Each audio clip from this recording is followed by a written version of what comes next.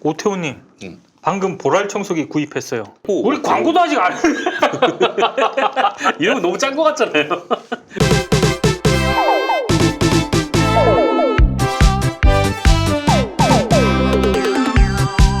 보랄 메카닉 무선 청소기. 네, 지난 3월에 입점한 뒤 네. 불과 3일 만에 완판됐습니다. 3일 만에. 근데 보랄에서 이게 우리한테 고마워하질 않아요. 대응망덕한 거죠. 아, 그래요? 이번에 하루 만에 완판을 시켜가지고 이게 다른 누군가의 도움이 개입됐다라는 생각을 아예 원천봉쇄를 해야 됩니다. 네. 그래서 오로지 이 관훈 라이트 클럽 덕에 완판됐다. 이런 감동, 교훈을 확실하게 보랄 사장에게 네. 머릿속에 아주 각인을 시켜야 됩니다. 자, 보랄 메카닉 무선 청소기. 많은 분들이 추가 이벤트 또 언제 하냐고 문의가 빗발쳐서 저희가 업무가 마비될 지경이었습니다. 아하. 막 눈물로 호소하기도 하고 여기 와서 단식 농성하는 분도 있었어요. 네. 보라를 팔라고. 아, 잠깐만. 그렇게 웃어버리면 이상하잖아요. 여기 이제 마리오 타워 공공농성 보라를 내놓으라고. 네, 보랄 내놓으라고. 네. 네. 숨겨놓은 거 다 한다고. 네. 타워 이름도 생각해보면 이상해. 네. 마리오 마리오 타워. 여기 숨겨놓은 거 다 안단 말이오. 지난 1차 구매 후기 좀 하나 읽어주세요. 네. 운 좋게 득템한 1인입니다. 네. 이 가격이 너무 저렴하고 이 관훈라이트에서 생각보다 소리가 커서 이 별 기대 안 했는데 생각보다는 괜찮아요. 잘 빨리고 불도 들어오고 가성비가 좋습니다. 네. 저는 산 거 고장나면 또 살 것 같습니다. 네. 아하. 잘 빨리고가 뭐야? 잘 흡수되고라고 해야지. 네. 잘 빨리고가 뭡니까? 이게 풍기문란하게? 잘 빨리고라니? 뭔 소리야 그게? 불도 들어오고는 어떻게 해석하려고? 불 들어오잖아. 우리가 신호가 올 때는 불 들어오지 않습니까? 그렇잖아요? 네. 자, 알겠습니다. 이게 1차 구매 후기 중에 하나였고 네네. 또 충전시키고 청소기 돌려보니 흡입력 좋네요. 이 전에 다이슨 사용하다 본가에 드리고 저렴한 거 요거 사용해봤는데 다이슨에 비해서 조금 튼튼하지 못한 감이 있긴 한데 이 흡입력이나 소음 등등 전반적으로 비슷비슷합니다. 저처럼 예민하지 못한 사람은 그놈인 것 같네요. 가격 대비 괜찮습니다. 청소기만 돌리면 주댕이 부분에 빛이 들어옵니다. 이 구석에 넣을 때 어두운 곳도 잘 보라고 귀엽습니다. 네. 이 다이슨은 버튼 누르고 있어야 청소기가 돌아가는데 요거는 한 번 당기면 좀 약하게, 이 두 번 당기면 강하게 강약 조절되고 누르고 있지 않아도 되니 그 점은 편하네요. 그렇습니다. 이 무게도 다이슨에 비해 좀 가벼운 것 같고요. 여튼 가격 대비 좋습니다. 아이고 깔끔합니다. 네. 또 가성비 가전의 대명사 보랄이 이번엔 무선 청소기에 도전하는데 네. 저소음의 강력한 흡입력, 헤파 필터 사용으로 위생적인 사용, 물 세척이 가능한 미세먼지 필터. 물세척도. 네. 그렇습니다. 배터리 잔량 표시로 충전 시기를 알려주는 편리함. 그리고 이게 뭐 어떻게 읽어야 돼? 투인원. 투인원이 네. 뭐예요? 그러니까 저기 앞에 보면은 먼지 빠는 기계가 있죠. 네. 저거를 바꿔 다른 걸로 바꿔 낄 다른 수가 걸로 있다. 바꿔 낄 수가 그렇지, 있어요. 그렇지. 예. 천장과 창틈까지 시원하게 청소할 수 있습니다. 그래서 우리 동기 형이 지난번에 요거 갖고 네. 집안에 있는 온갖 구석에 바퀴벌레를 다 흡수해가지고 그걸 네. 이제 육포로 만들어 먹었어요. 이 형님 참 이거 아주 네. 이상해. 취미가 아주 이상해요. 설상가상 목장. 이거 설상가상 목장 아닙니까? 네. 예. 자, 중요한 건 가격입니다. 정상 판매가 얼마예요? GS샵에서. GS샵에서 40만 7천 원. 자, 네. 중고나라. 이거 한번 썼어. 누가 내놨어. 얼마? 중고나라 판매 완료 가격이 15만 원에서 25만 원 사이. 김용민닷컴은 99,900원. 네. 4분의 2제 4분의 2. 이거는 진짜 예술이다. 자, 근데 무상 AS 1년 보장됩니다. 너무 싸서 뭐가 문제가 있는 거 아니냐 걱정하실 수 있는데 아닙니다. 김용민닷컴이 그런 적이 있습니다. 없습니다. 네. 이거 저기 보랄에다가 큰 소리 친 거예요. 우리가 이거 확실하게 팔 수 있으니까 네. 가격 확 다운시켜라. 자, 그래요. 네. 아이고 보랄. 예. 이 네. 보랄이 이렇게 요거를 딱 어떻게 여기서 꽃향기가 나죠? 네. 소리도 너무 조용하지 않습니까? 아유 2단으로 그냥 2단으로. 2단으로 아이고 좋습니다. 아이고 너무 좋아요. 미세먼지까지 다 빨아들인다는 얘기가 있던데. 예, 그런 거 그렇습니다. 보랄. 보랄이 우리가 지난번에 그 히타를 팔았잖아요. 예. 그 벙커원 교회 그 작은 매실이 있는데 창고. 네. 지금이야 그 춥진 않지만 한 몇 주 전만 해도 얼마나 추웠습니까? 그때 보랄을 하나 딱 켰더니 와 안방 같아. 아늑하고. 근데 히타하고 이 청소기는 좀 뭐랄까 좀 맥락이 좀 안 닿아 있지 않아요? 그렇죠. 전자제품이라는 맥락이 있죠. 그렇죠. 야 그럼 보랄이 앞으로 텔레비전도 만드는 거 아닙니까? 보랄 TV. 보랄 TV, 보랄 TV. 재밌을 것 같아요. 보랄 TV. 네. 헤드폰도 만드는 거 아닙니까 그러다가? 뭐야 보랄폰. 보랄폰. 네. 보랄폰. 예, 알겠습니다. 영국에 보다폰이 있다면. 예, 보랄폰. 보랄폰. 보랄폰. 자, 보랄폰. 보랄폰 꼭 산다. 네, 그렇습니다. 삼성은 가라. 삼성은 보랄이 가전제품도 만들고 얼마나 네. 좋아요. 이 보랄이 대대적인 투자로 음. 이 문재인 대통령께서 한번 방문해 주셨으면. 보랄카도 만드는 건 아직 보랄카. 보랄카. 보랄카.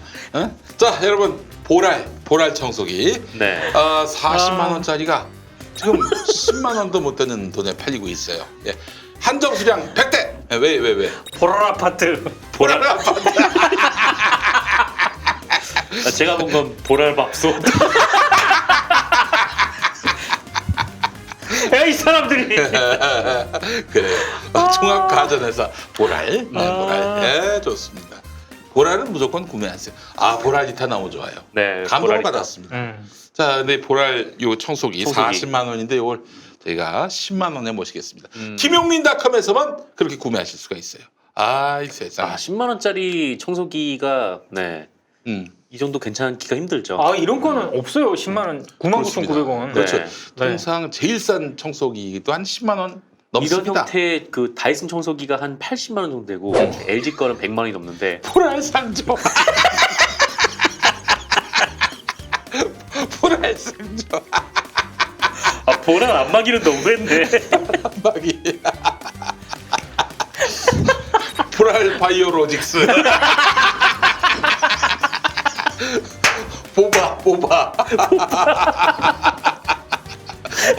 알겠습니다. 우리 보라를 제2의 삼성으로 키웁시다. 네. 그러면 이 청소기부터 구매해야 돼요. 그렇습니다. 99,000원에 김용민닷컴에서 만나실 수 있습니다. 근데 송현정 씨가 왜 그 대담자로 나섰어요? 저도 이거 어차피 다 지금 전해 듣는 얘기인데 참여정부 때 그러니까 문재인 대통령이 민정수석할 때 네. 청와대 출입 기자였대요. 그래서 굉장히 친하답니다. 대통령하고 지금 네. 문재인 대통령하고 굉장히 친하고 또 제가 들은 얘기는 문재인 대통령이 그 현직 기자 중에 그 이름을 기억하는 몇 안 되는 기자 중에 하나래요. 그걸 제가 봤을 때 아마 그때 당시 주진우는 기억할 텐데. 난 기억도 못하겠지. 그래서 뭐 대담자로 결정이 된 게 아닐까라고 저 여의도 쪽에서는 많이들 얘기를 하시더라고요. 그래요. 아니 근데 저는 사실 좀 문재인 대통령이 왜 이런 형식의 2주년 대담을 택했는지 이해가 돼요. 왜냐면 신년 기자회견 때 보시잖아요. 이게 뭐 어떤 맥락도 없고 맞아요. 좀 많이 안 좋았죠. 저널리스트들의 관점과 뭐 적나라하게 얘기합시다. 수준이 다 같지 않은데 엉뚱한 질문이 나대고 막 그 뭐랄까요 산발적이고 어수선한 그런 질문이 계속 나오고 있고 여기에 대통령이 응대를 한다. 그러니까 국정운영 철학에 대해서 진솔하고 깊이 있게 얘기할 기회가 될 수가 없는 거예요. 그래서 기자 한 명과 심층적인 대담을 나누는 것이 온당할 것이다라고 판단을 한 것 같아요. 네. 또 KBS에서 송현정 기자가 나름대로 뭐 정치부에서 경험이 있으니까 그렇게 이제 택해진 것 같은데 근데 질문은 역시 뭐랄까 대담자의 권위가 굉장히 중요하다. 노무현 대통령 때는 손석희 당시 성신여대 교수가 가서 이제 대담을 하지 않았습니까? 네. 송현정은 처음 봤어 사람들이 누가 누군지도 몰라. 비로소 이로써 이제 이름이 알려지게 된 건데 그래서 대담자를 좀 권위 있는 인물 뭐 손석희 사장도 좋고요. 뭐 제가 지난 시간에도 얘기했습니다만 아침 방송 진행자들이 단체로 와서 질문을 한다면은 어땠을까? 네. 그 소수로 추려가지고. 그렇죠. 그런데 이 송현정이라는 이 진행도 한번 해보지 못한 그 대담의 어떤 그런 경험, 방송 대담의 경험이 없는 사람이 가다 보니까 깊이 있는 대화가 이루어지지 못한 아쉬움이 있지 않았나. 그러니까 송현정 씨의 그 어떤 진행 저걸 보니까 욕심이 있었어요 보니까. 그러니까 소탈하게 진짜 카메라 다 꺼지고 마이크 다 치워지고 이런 상태에서 대담을 하면은 잘했을지는 모르겠어. 팬 기자처럼 하면은 뭐 농담도 하고 가끔씩 뭐 이렇게 말이 그 뒤엉켜도 나중에 잘 정리하면 될 거 아니에요. 네. 근데 방송으로 나가면은 이 표정 하나도 사실 언어가 된단 네, 말이죠. 그렇죠. 메시지가 된단 말이죠. 그렇죠.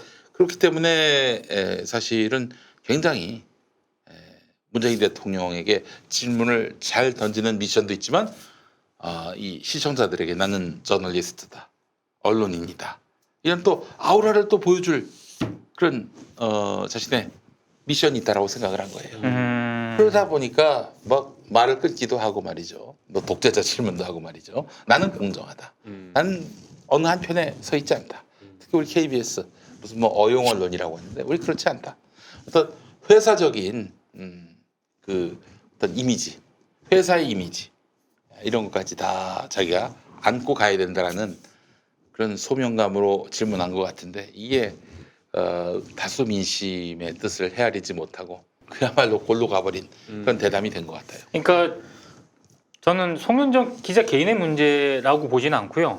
KBS 정치부 혹은 KBS 정치 보도의 한계가 좀 상징적으로 드러났다. KBS 보도를 보면은 제가 뭐 KBS에서 방송 진행도 하지만은 그게 무게를 두지 않아요. 정치 보도는 정말 여야의 그 틀에서 갇혀 있어요. 정치 보도가 아직 그 틀을 벗어나질 못하는 것 같아요.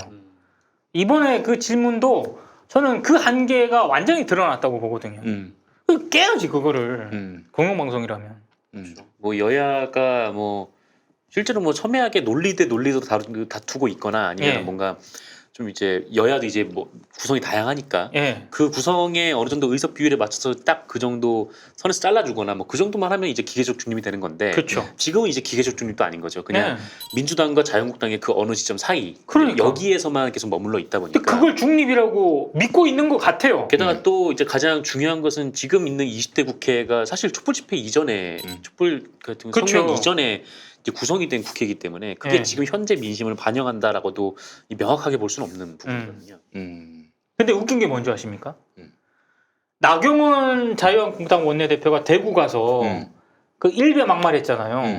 근데 그거 KBS에서 주말 동안 단 한 건도 보도 안 했어요. 9시 뉴스에서. 근데 그거를 나는 되게 웃기게 봤거든요.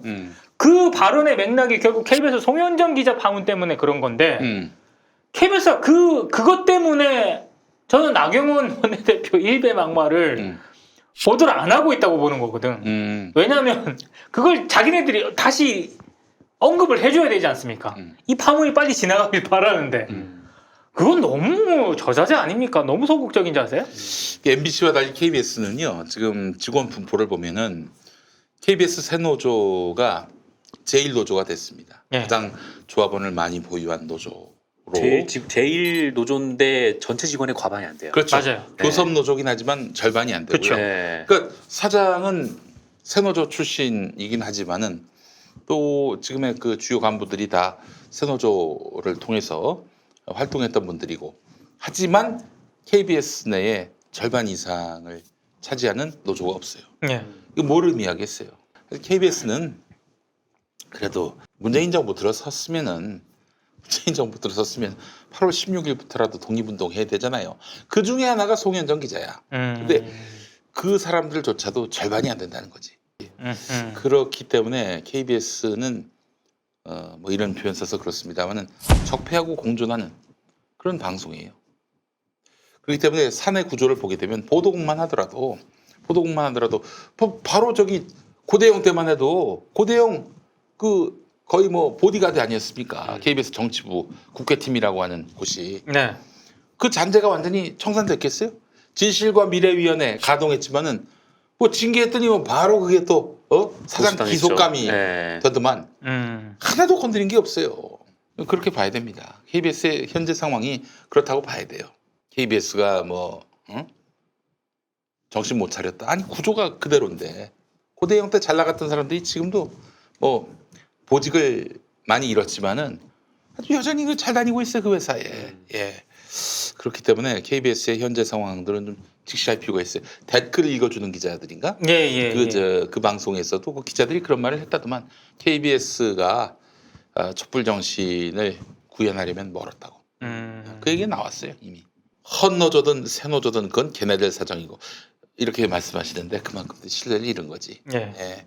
안타까운 일입니다. 예. 좀 KBS 구성원들도 그렇고 저 언론 전체 기자들한테 제가 이제 드리고 싶은 얘기는 이런 어떤 그 반발 그리고 KBS와 송현정 기자에 대한 어떤 비난 이때로는 KBS 구성원들과 전체 언론계 기자들 입장에서 봤을 때 과하다고 생각할 수도 있을 것 같아요. 근데 저는 뭐 그렇게 생각을 하더라도 이거 하나는 좀 분명히 좀 생각을 해봤으면 좋겠는 게 이게 일부 문재인 지지자들이 반발하거나 분노하는 게 아니에요. 그 포인트를 좀 제대로 짚어야 된다라고 생각을 하거든요. 예. 단순히 뭐 말을 잘랐다, 대통령의 말을 잘랐다, 태도가 불순했다, 표정이 좀 그렇다라고 해서 반발하는 게 아니라고요. 예.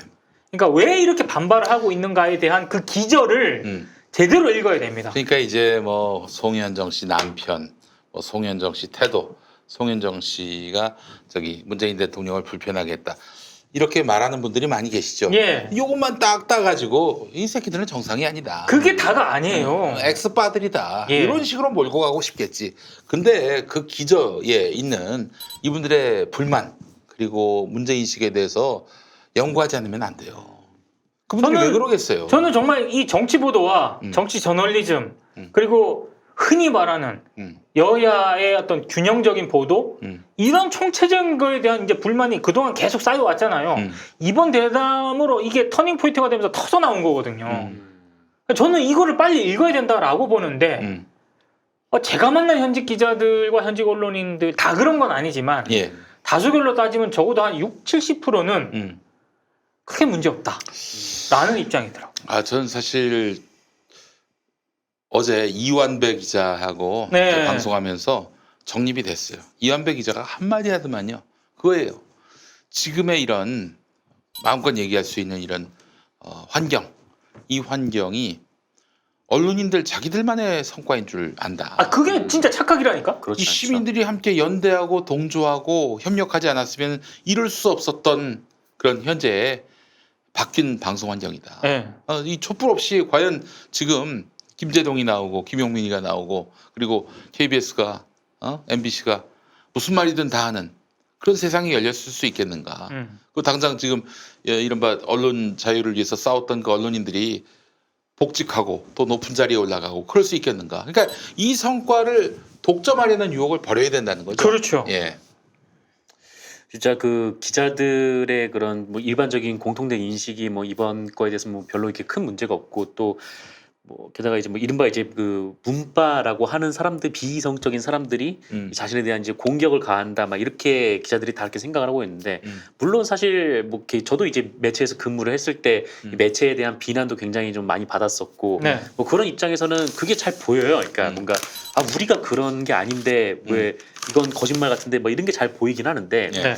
그럼에도 불구하고 결국 우리의 뉴스를 읽는 거는 독자들이고 그렇지. 또 우리의 뉴스가 뭐 그 설득력 없는 거는 또 독자들의 움직임이라는 맞아요. 거죠. 근데 그 부분에 대한 생각이 좀 많이 없는 것 같아요. 대체 이 기자들은 특히나 이제 뭐 이른바 뭐 엘리트 기자들이라고 불리는 뭐 공영방송 기자들이라든지 특히 뭐 일간지 기자들이라든지 뭐 이런 사람들의 반발이 굉장히 극심한데 이분들은 대체 누구를 주로 만나고 있는가라는 생각이 좀 이번 논란 와중에 좀 들었어요. 그러니까 힘 있는 사람들. 그렇죠. 그들을 만나고 또 자유한국당을 만나고 또 민주당을 만나고 그러면은 그 안에 어디쯤이 중간이라고 생각을 하겠죠. 근데 갇혀 있는 거죠. 사실 저는 이제 뭐 그 시청자 입장에서 그 대담 자체를 쭉 보는데 사실 그 대담 뭐 하여튼 태도 논란도 있었지만 저는 재미가 없었어요. 그러니까 뭔가 이 국민들의 제 입장에서는 제 피부로 와닿는 그런 얘기들이 이렇게 많지가 않은 거예요.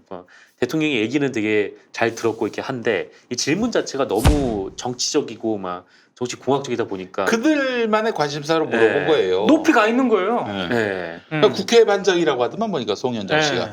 그러니까 국회 안에만 있으면요, 국회 안에만 갇혀 있으면은 세상이 자유한국당 반, 민주당 반으로 보이는 더불어민주당 반 이렇게 보여요. 시민사회 단체가 만나고 노조도 만나고 여러 가지 만날 수가 있거든요. 근데 대한민국 국회 출입하는 기자들은 국회 안에만 있습니다. 지금 노조를 만약에 만나고 진짜 투쟁 현장에 가보고 그러면은 이 노동에 대한 기사가 저렇게 저런 기사들이 대부분을 그렇죠. 차지할 수가 없어요. 질문도 저렇게 안 합니다. 소득주도 성장이라는 최저임금도 절대 저런 질문을 할 수가 없어요. 네, 알겠습니다. 아, 이번에 저는 뭐 한마디만 하고 싶습니다. 저 수구, 기득권, 친자본, 그리고 분단 추구 이런 세력들, 그 세력들한테 빌어먹고 있는 언론인이라고 말할 수 없는 그런 쓰레기들. 그 쓰레기들은 뭐 논외의 대상이고 얘네들한테 해줄 말이 없어요. 그냥 잘 죽어라. 그거하고 보라를 사라. 아, 이번이 기회다. 불고기는 불고기도 사야 맛있는 된다. 100원에 살 수 있는데 그렇습니다. 설상목장 고추장 불고기 네. 이거 사라. 딱 세 마디밖에 할 말이 없어. 일찍 죽어라. 잘 죽어라. 그리고 보랄 청소기 지금 기회다. 40만 원을 10만 원에 김용민닷컴에서 구매할 수 있다. 그리고 설성목장 한돈 고추장 불고기 요거죠. 100원에 살 수 있다. 그 세 마디만 하고 싶어요. 네. 일찍 죽는 건 좀 과하긴 하지만 어쨌건 이게 잘 죽는 데 있어서 굉장히 필요한 물건들입니다. 네, 그렇습니다. 간단하게 먹을 수 있습니다. 자, 이 얘기만 하고 싶고 그렇지만 이른바 8월 16일부터 독립운동하신 분들 포함해서 이른바 그래도 촛불의 민의가 세상을 바꿨다고 생각하는 이런 언론인들 정말 잘 일말에 그런 어떤 염치가 있고 상식이 있는 언론인들에게 얘기하고 싶습니다. 지금의 이런 언론 환경 이거 시민들과 함께 만든 겁니다. 그렇죠. 시민들 우습게 여기지 마세요. 그분들이 간혹 좀 날선 말들, 그러니까 도저히 그 상식적으로 논리적으로 그거는- 맞지 않는 말들, 심지어 가짜 뉴스에 휘말려서 하는 말, 억측이라 할지라도 함께 뜻을 모아가지고 촛불의 바다를 이뤄서 세상을 바꾼 겁니다. 그분들 무시하지 마세요. 왜 그분들을 그냥 빠로 여기는 겁니까? 그건 정말 잘못한 짓이에요. 그건 배은망덕한 거예요. 네. 아니 우리 아버지가 예를 들어서 저희 아버지 그러진 않습니다만 아버지가 뭐 좀 억측, 뭐 잘못된 정보, 오해로 막 자식 다그치고 야단치면은 그 아버지가 쓰레기입니까? 그건 아니잖아요. 그렇죠. 그 김대중 대통령, 노무현 대통령이 계속 낙선했지 않습니까? 잘못된 색깔론에 의해서 또 지역 감정으로 인해서 그렇게 해서 낙선하고 또 낙선했을 때라도 김대중 대통령이나 노무현 대통령은 그 팥을 탓하지 않았어요. 팥을 탓하지 않았어. 그래도 내가 그 국민에게 굉장히 좀 배신감을 느껴도 뒤통수를 맞았다고 생각해도 결국 국민들 없이는 정치를 할 수가 없는 거 아니에요. 그렇죠. 마찬가지로 독자, 시청자 없이는 방송을 할 수가 없는 겁니다. 그분들을 왜 단체로 싸잡아서 비난을 해요? 그건 안 되는 거지. 잘못한 거지. 그리고 힘없는 민초들은 음, 그 어떤 그 불만이나 이런 게 폭주를 할 때 좀 그럴 수 있는 그런 것도 있어요. 다만 정치인들, 언론인들 이런 사람들은 그 현상만 볼 게 아니라 그 기저를 봐야죠. 그 현상의 어떤 잘못된 부분들은 잘 가려가면서 보되 이 불만과 이 폭주, 이 흐름, 이 밑에 깔려 있는 게 뭔가 이걸 자꾸 보도록 노력을 해야 되는데 자꾸 이거는 안 보려고 그러고 이것들 빠들 이렇게만 하니까 이게 진짜 문제인 거죠. 그분들이 결국에는 온갖 그런 민주화 운동에 동참했던 그런 뜻 있는 시민들이고 또 결국에는 그 주요 진보 언론의 독자들이고 그렇잖아요. 적어도 촛불로 해서 세상이 바뀌었고 그 만든 시민들에게 암흑의 바다 이런 식으로 규정하는 일은 죽어도 하지 말아야 돼요. 진짜 그건 해서는 안 될 일입니다. 그거는 네. 엄청난 배신감. 그 사실 그 송현정 인터뷰도 그렇지만은 그 몇몇 그런 발언들, 뭐 무슨 뭐 정규제를 원했나? 뭐 송현정한테 정규제로를 원했나? 뭐 이런 식으로 해서 비하하고 비웃고, 막 비난받으니까 또 나중에 또 슬쩍 또 문재인 대통령 띄워주는 척하면서 빠지려고 하는데 안 바뀌어 이 사람들 절대 안 바뀌어. 예. 안타깝습니다. 예. 자 그럼 관훈 라이트 클럽은 네. 정상근 기자의 이야기로 넘어가도록 하겠습니다. 네, 뭐 저는 짧은 소식 들고 왔는데 네. 지난달 7일인데 이 채널 A 그리고 MBN에서 사고를 하나 쳤는데 네. 이 뉴스 도중에 네. 이 자막에 광고를 쳤어요. 광고? 어떤 광고? 그러니까 뉴스가 딱 나오고 있잖아요. 뉴스에 네. 밑에 이제 보통 이제 뉴스를 압축하는 글자들 있잖아요. 네. 여기에 상업 광고를 상업 광고를? 네. 이게 뭐였냐면은 이 채널 A 같은 경우는 이 동아 미디어 그룹 계열사가 주관하는 그 여행 상품을 소개하는 자막 7번 정도가 나갔고 이 여행 상품을 살려면 어디로 전화해야 되는지 전화번호까지. 뉴스 시간에. 네. 뉴스 시간에 나갔다는 거고 7번이나 나갈 동안에 누가 멈출 생각은 안 했는 모양이군요. 7번을 누가 내보낸 거죠. 그걸 멈출 생각을 안 했던 게 아니라. 네.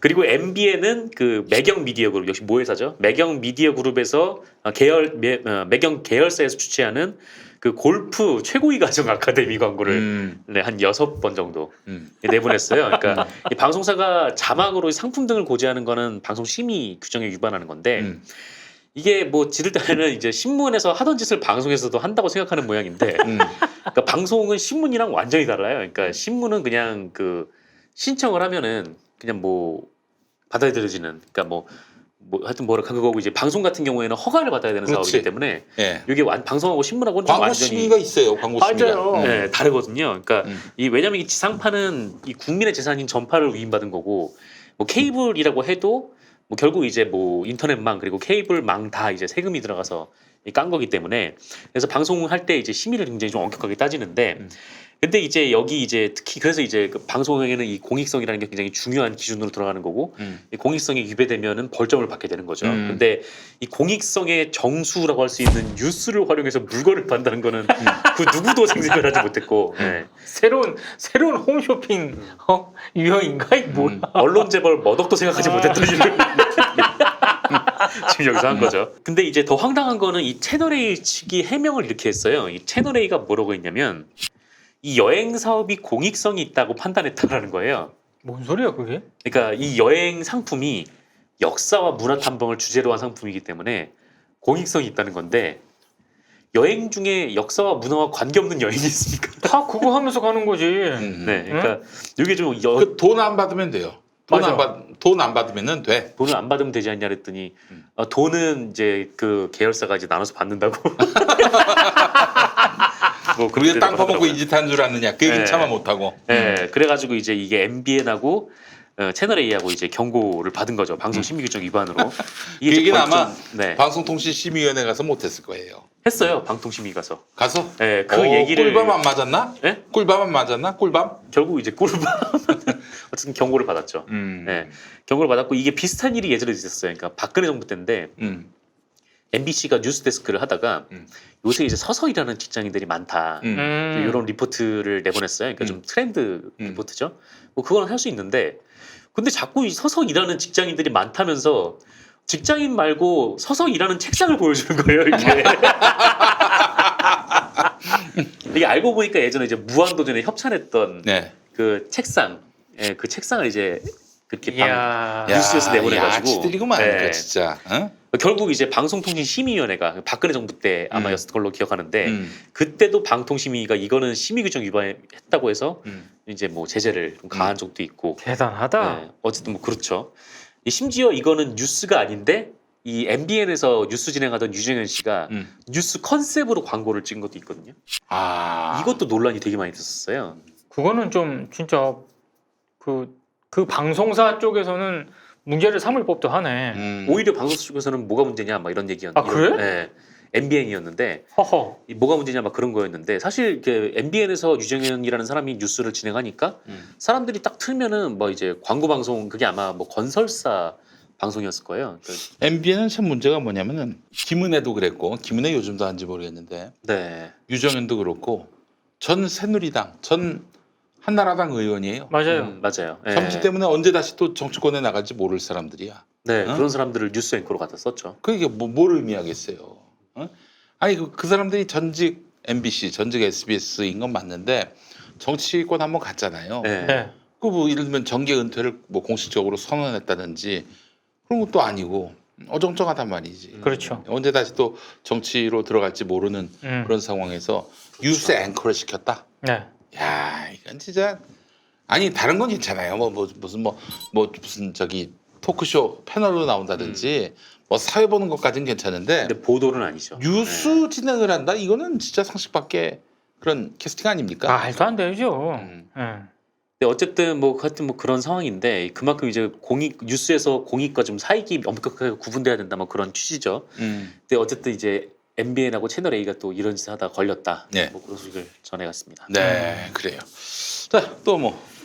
그리고 또 하나는 요거는 좀 재밌는 소식이어서 좀 가져왔는데 이게 지난 10일에 그 YTN에서 나왔던 거예요. 이게 미디어오늘 보도를 인용해서 말씀드리면 최근 YTN에서 이제 변상욱의 뉴스가 있는 저녁 네, 매일매일 하고 있잖아요. 네. 이게 지난 금요일에 이 뉴스타파 오대양 기자가 출연을 해서 이 변상욱 선배하고 막 얘기를 나눴는데 이게 그냥 단순한 시사평론은 뭐 그런 형태가 있죠. 근데 이게 시사평론이 아니라 이게 오대양 기자가 보도를 했던 노인 요양원 관련 보도 내용을 이 YTN에서 20분이나 예, 일종의 이제 소개를 해준 뭐 그런 컨셉이에요. 그러니까 네.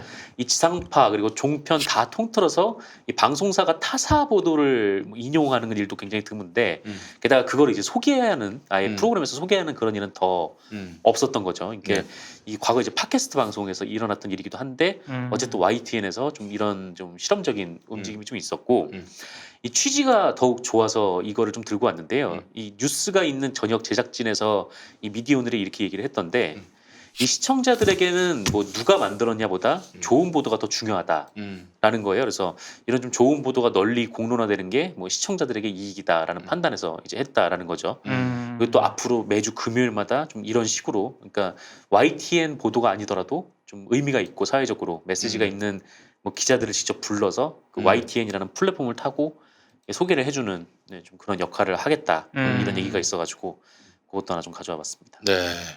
이제 뉴스를 자사 취재 기자가 취재를 해서 보도하는 이런 형태에서 좀 벗어나야 될 것 같아요. 그렇죠. 예. 저는 벗어나야 된다라고 생각을 합니다. 진작에 참여정부 때부터 기자실을 없애야 된다라는 얘기가 나왔듯이 예. 뭐 어떤 공공기관의 그 브리핑룸에서만 뉴스가 나온다는 이 관념을 버려야 돼요. 그럼요. 현장에 답이 있다라는 말처럼 현장 가서 취재를 해와야 되는데 이제 이번에 뭐 KBS 논란도 그렇지만 보고 아 진짜 좀 이렇게 출입 제도가 계속 유지가 되어야 하나 정말 이거 부분에 대해서는 계속 좀 의문이 들었던 것 같아요. 네. 네. 앞으로 저 현장을 가지 않는 기자들 너무 많아요. 그래서 뭐 어디 보도 자료 받아가지고 컨트롤 C, 컨트롤 V 해가지고 문장만 몇 개 좀 바꾸고, 그 뒤에 있는 걸 앞으로 가져간다든지, 뭐 주어를 바꾼다든지, 문장을 해체한다든지 축약한다든지 이런 걸로 해가지고 기사를 내는데 너무 많아요 그런 경우가. 아니 난 우라카이. 송현정 기자가 실검 계속 1, 2등 오르니까 그걸 가지고 어뷰징을 하더라고 기자들이. 아 근데 이게 얼마나 오래 가겠어요. 이게 나는 오래 가지 못한다고 오래 봐. 못 가요 이거 이런 근데 지금 식으로는. 뭐 포털 시스템 때문에 기생하는 건데 이제 페이스북이나 이런 데서 재밌는 눈에 들어오는 네. 괄목할 만한 이런 기사들이 계속 링크가 되잖아요. 내나 마나 한 그런 기사들은 완전히 묻혀버립니다. 사라져버려요.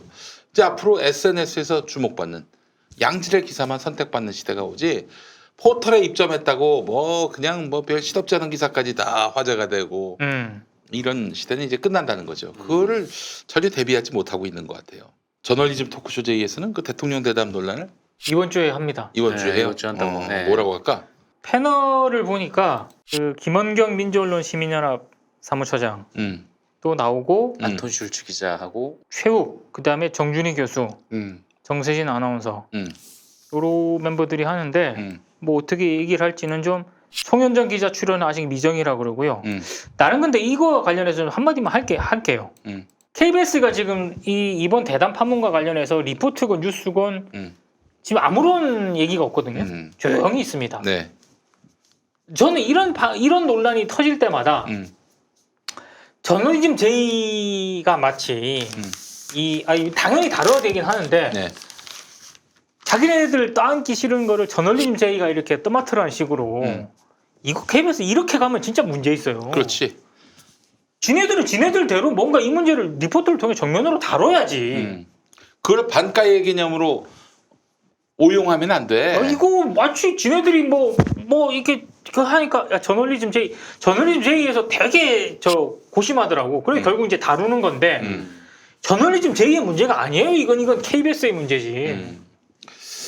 그래서 아니 뭐 그래 뭐 우리는 이렇게 가고 저널리즘 제의에서 딴소리하면 뭐 되는 거지. 이렇게 넘어. 맞아. 그런 식으로 저널리즘 제의가 자기네들 반가이? 반가이? 반가이. 앞으로도 그럴 거예요. 앞으로도 그 TBS 보도대로 자기들 진도 나가고 뭐 논란이 된다 싶으면 저널리즘 제의에서 얘기하는 걸로. 그러니까 저널리즘 제의가 그런 식으로 소비를 하면 안 된다는 거지. 이건 KBS가 정말 그 나중에는 역풍 맞습니다, 진짜. 네. 예. 그래요. 아니 그러니까 KBS가 자성도 하네. 그런 식으로 역할 분담이 된다. 사고는 여기서 치고 뒤에 가서 저희는 또 다르게 보기도 합니다. 이런 KBS는 다치지 않아요. 예. 그렇게 해서 반가이 되는 거지. 제가 예전에 자주 썼던 말인데 알리바이 저널리즘. KBS가 나중에 이런 야 니네 대담 논란 벌어졌을 때 니네 왜 조용했냐? 그러면 나중에 KBS가 야 우리 저널리즘 제의에서 이거 했어. KBS 깠어. 이런 어떤 알리바이 용도로 제출하려고. 그걸 위해서 저널리즘 제의가 있는 게 아니지 않습니까? 자 이렇게 해서 건원 라이트 클럽 오늘 또 깔끔하게 함께했습니다. 네. 예. 자칫 잘못하면은 KBS가 코리안 보랄 시스템, 서울 보랄 시스템 이렇게 될 수가 있다는 거죠. 깨끗해지겠네요. 네, 그렇습니다. 보랄이 인수할 수 있어요. 네. 공영방송이 지상파 방송이 제 역할을 못하면 보랄이 인수할 수 있습니다. 이런 점을 분명히 경고하면서 오늘 마무리하도록 하겠습니다. 안녕하세요. 선대입니다. 오늘 두 번째 시간인데요. 기득권 언론들의 왜곡된 편파 왜곡 보도, 특히 경제 분야에 관한 편파 왜곡 보도에 대해서 짚어보는 시간입니다. 오늘은요, 문재인 정부 2주년 맞이해서 경제 지표를 가지고 문재인 정부의 성과를 이제 굉장히 강하게 비난하는 태클 거는, 딴지 거는 언론 보도에 관해서 좀 알아보겠습니다. 전반적으로는 지금 지표상으로 사실 경제 지표가 크게 좋게 나타나긴 어렵습니다. 자, 그럼에도 불구하고 있는 것조차 정말 악의적으로 왜곡하는 언론 보도는 문제겠죠. 오늘은 그래서 그와 관련된 이 보도 두 가지를 볼 텐데요. 홍남기 경제부총리가 최근에 이제 발표한 문재인 정부 2주년 경제부문 성과와 과제라는 발표 내용에 대해서 조선일보가 팩트체크란 이름 하에 정부 그들만의 자아자찬이다 이런 식으로 이제 또 신랄하게 이제 이 공격을 했습니다. 정부 입장에서도 경제가 좋지는 않습니다만 그렇다고 해서 정부가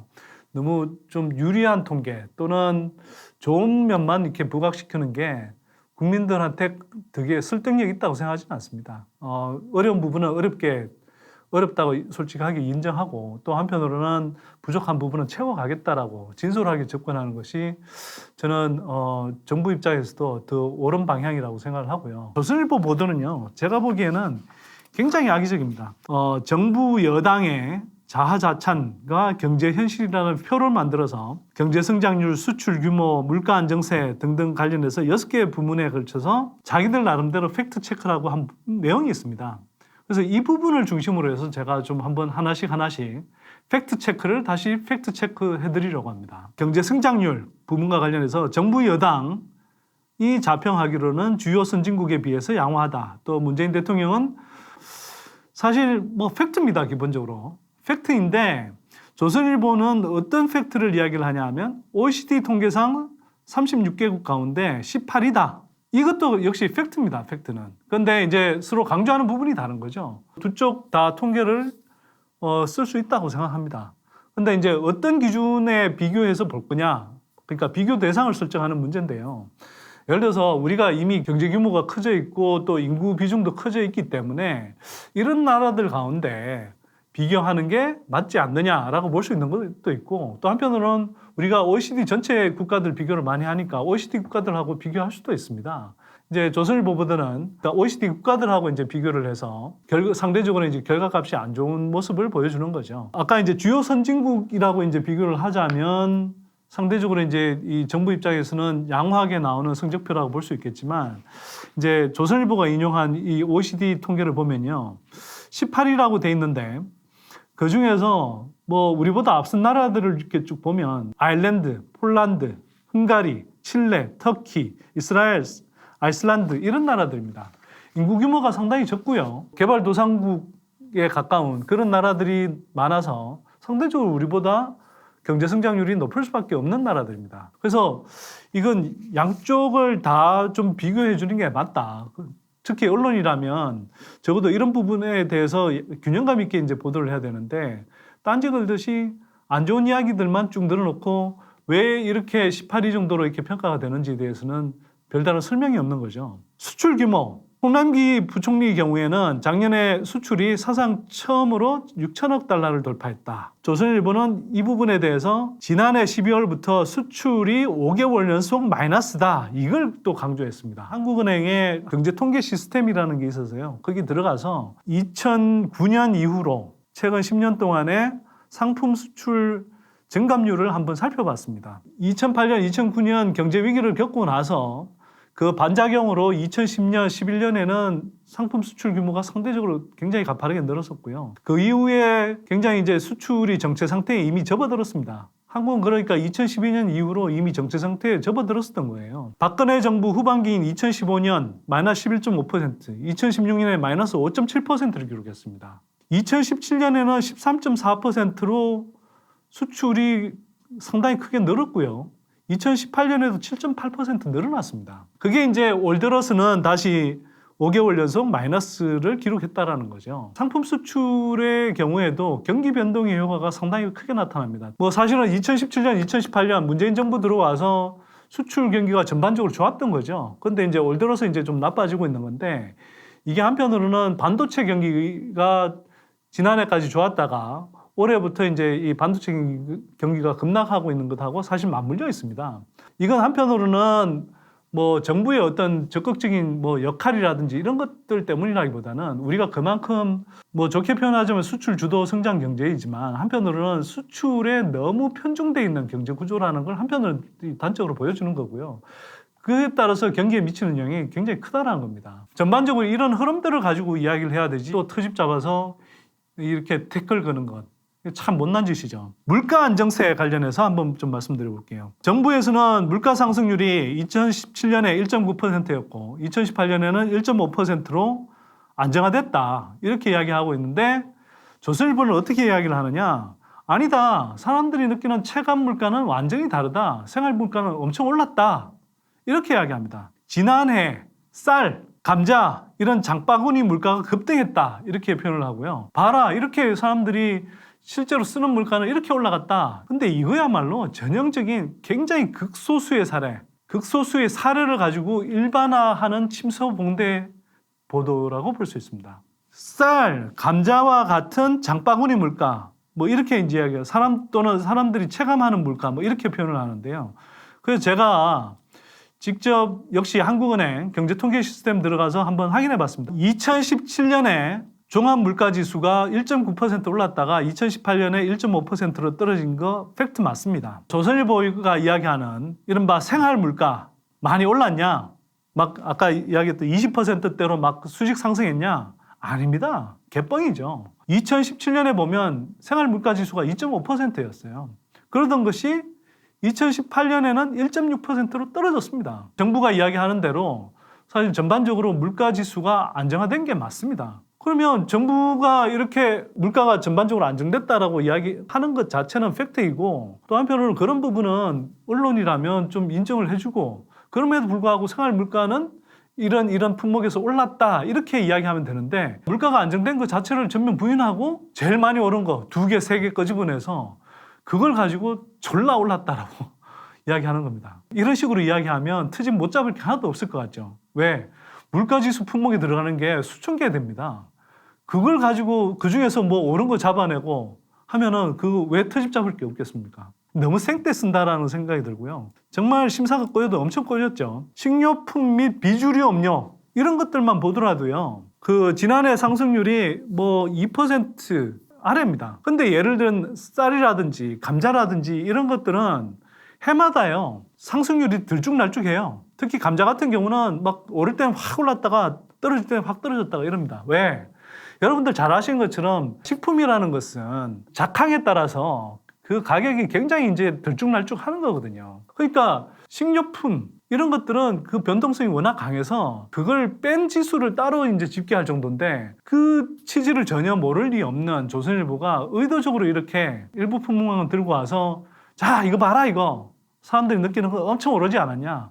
이따위로 이제 이야기를 하고 있는 거죠. 소득주도 성장의 효과와 관련한 건데요. 뭐 정부 여당에서는 소득주도 성장 정책의 효과로 소비자 심리 지수가 5개월 연속 상승하고 있다. 팩트죠. 조선일보가 이야기하는 건 뭐냐. 작년 4분기 소득 5분위 배율 5.47로 통계 작성 이후 최대치다. 그래서 양극화가 심화됐다. 이렇게 이제 주장을 하고 있습니다. 팩트입니다, 사실은. 사실 언론에서는 그대로 인용하면 굉장히 문제가 되는 팩트입니다. 2017년하고 2018년에 가계소득 통계를 내는 샘플이 바뀌어버려요. 2017년 대비해서 2018년에 1년 전 같은 기간에 비해서 소득이 얼마 늘어났다, 소득 분배가 얼마나 나빠졌다 이런 비교를 한 것 자체가 사실은 의미가 없어요. 1년 전에는 내가 예를 들어서 과일 중에 배, 사과, 포도, 뭐 딸기, 뭐 망고 이런 걸 한 5개 정도로 샀는데 수량이 뭐 10개, 20개 이런 식으로 다 다르게 샀단 말이에요. 근데 이번에는 이 2018년에 어떤 과일을 사냐 하면 토마토, 당근, 아보카도 뭐 이런 식으로 해서 다른 구성으로 샀단 말이에요. 예를 들어서 2017년에 이게 100이었는데 이게 뭐 50으로 이렇게 떨어졌다고 해서 이걸 직접 비교할 수 있습니까? 비교할 수가 없는 거죠.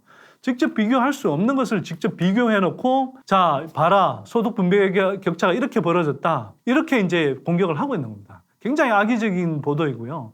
이와 관련해서는 얼마 전에 경제학자 두 분이 가계 소득 조사에서 이렇게 이 샘플의 변동 때문에 사실 이런 잘못된 왜곡된 수치가 나타날 수 있다라고 이제 뭐 학술적으로 입증까지 하기도 했습니다. 지난해 계속 소득주도 성장을 공격했던 이 근거가 됐던 취업자 수 이것뿐만 아니라 소득 분배 문제와 관련한 언론들이 인용한 통계는 그 자체로는 통계청이 발표한 수치가 맞지만 사실은 정당하게 비교하는 수치는 절대 아니다. 자, 그리고 취업자 증가. 정부에서는요, 취업자가 2개월 연속 20만 명 이상 증가했다. 이렇게 이제 이야기를 했습니다. 이거 팩트 맞아요. 한편으로는 지난해 내내 취업자 수 증가가 주춤했던 것도 또 사실이죠. 이제 그러면 조선일보는 이에 대해서 60대 이상 취업자만 30만 명 증가했고 30, 40대 한참 일할 허리 연령대 취업자 수는 오히려 2개월 연속 20만 명대로 감소했다. 자, 이것도 팩트 맞습니다. 근데 저는 좀 이걸 균형감 있게 보면 좋겠어요. 사실 그리고 지난해 계속 소득주도 성장을 공격했던 빌미가 됐던 이른바 취업자 수 증감이라는 건요.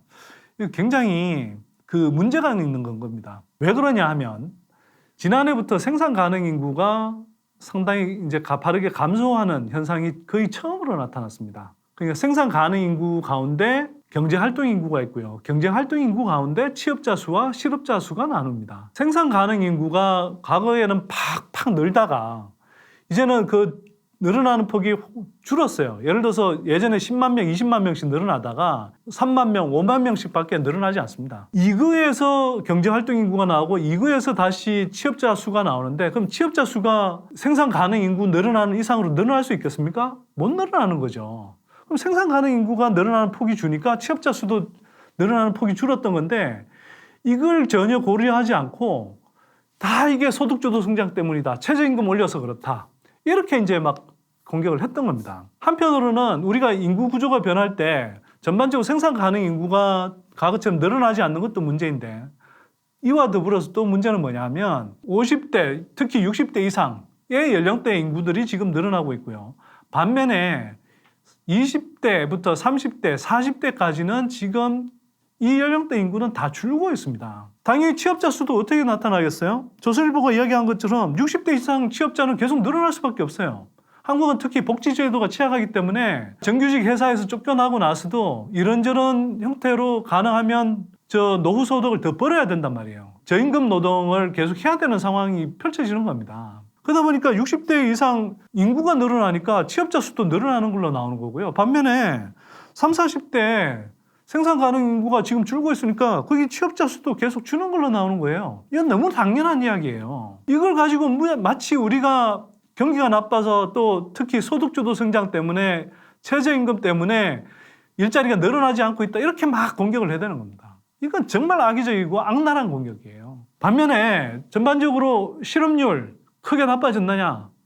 안 나빠졌습니다. 고용률 나빠졌느냐? 크게 안 나빠졌습니다. 오히려 좋아졌습니다. 고용률은 점진적으로 지금 좋아지고 있어요. 이와 더불어서 문 대통령께서 15세에서 29세 사이 이제 청년들의 실업률이 많이 낮아졌다. 아주 많이라고 표현한 건 좀 제가 보기에도 약간 좀 무리가 있습니다만 개선된 게 사실입니다. 청년 실업률 2016년에 9.8%였는데 2017년에도 9.8%였는데 2018년에는 9.5%로 소폭 낮아졌습니다. 그런데 고용률을 보면요.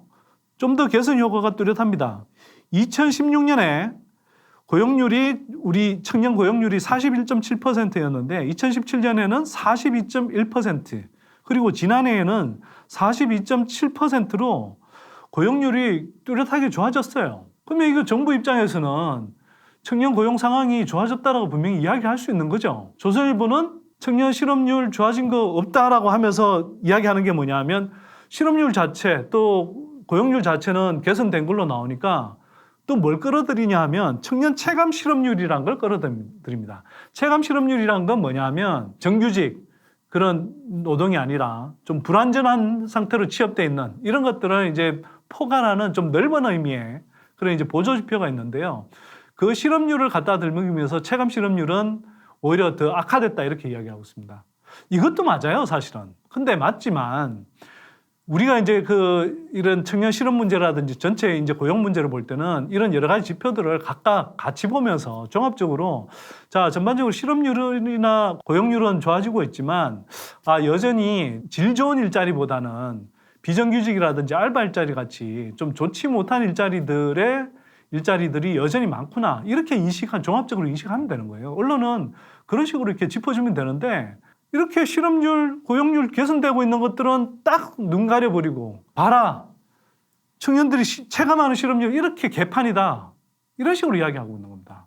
굉장히 한쪽 면만 부각시키는 굉장히 편파적인 보도인 거죠. 자, 국가 채무 이야기도 있는데요. 이거는 길게 이야기 안 하겠습니다. 국가 채무 한국은 39.5%인데요. 지금 추경을 하더라도 39.5%인데 이건 OECD 평균이 한 80% 되는데요. 그 절반 수준입니다. 물론 한국은 빨리 고령화되고 있고 여러 가지 이제 국민연금이라든지 건강보험이라든지 공무원연금 등에서의 나중에 충당 부채 이런 개념을 도입하면 사실은 그건 나빠질 수 있는데 이건 한 정권만의 문제가 아니라 지금 우리 인구 구조 변화 문제 때문에 이렇게 나타난 문제이고요. 당장 우리가 어쨌거나 이 정권별로 이렇게 볼 수 있는 국가 채무 추이 비율을 보자면 한국은 여전히 국가의 재무 건전성이 굉장히 높은 나라 중에 나라입니다. 그래서 실제로 IMF 같은 나라에서는 좀 더 정부가 적극적으로 재정의 역할을 해야 된다. 정부가 적극적으로 재정을 풀어서 경기 촉진 정책을 좀 써야 된다. 이렇게 오히려 주문하고 있을 정도입니다. 조선일보가 이제 또 트집 잡는 건 뭐냐. 국가 채무 비율이 2016년부터 3년 연속 38.2% 유지하다가 올해 추경하게 되면 39.5%로 상승하게 된다. 그러니까 이거 하지 말아야 된다는 식으로 또는 잘못하고 있다는 식으로 비판하는 건데요. 아니 조선일보는 경기가 나쁘다고 계속 지금 공격하고 있는 거 아닙니까?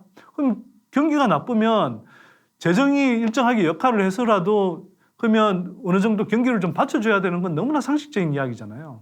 경기는 나쁘다라고 하면서 그렇게 해서 너 성적 안 좋아, 성적 안 좋게 냈네 이렇게 공격하면서 그럼 정부가 뭘 추경을 해보겠다라고 추경을 하기는 해야 되니까 그래서 재원 마련을 해서 일정하게 국채를 발행하겠다고 하면 이건 또 봐라 니네들 또 이렇게 경제를 잘 운영 못하는 거지 이런 식으로 이야기하고 있는 겁니다.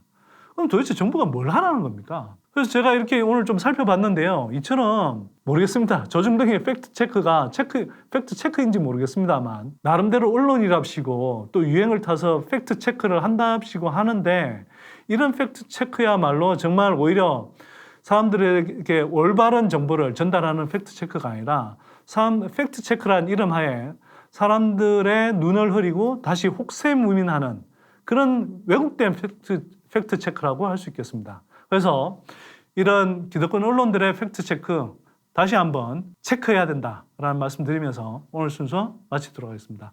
자, 저는 다음 이 시간에 또 뵙도록 하겠습니다. 고맙습니다.